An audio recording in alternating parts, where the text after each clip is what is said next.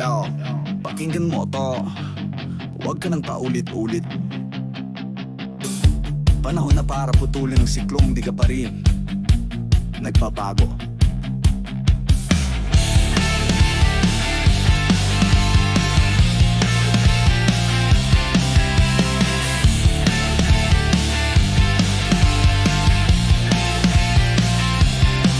Tingnan mo, paulit-ulit, di mo bang napapansin ang bawat pagkilos mo laging sa parehong dulo ng problema? Parang asong patuloy na bumabalik sa natutunaw na suka.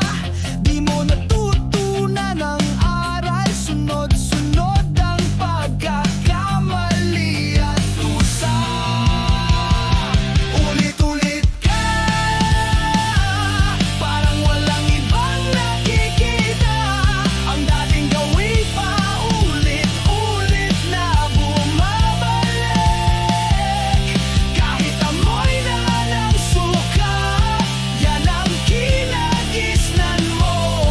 Bago ka man lang matuto, bumabalik ka na ulit sa iyo.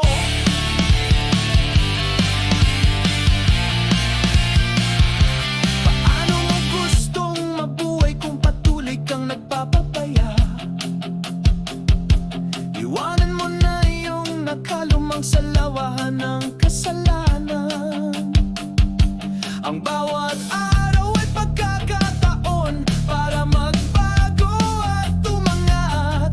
Huwag maging alipin ng kahapon na paulit-ulit na nagpapahamak.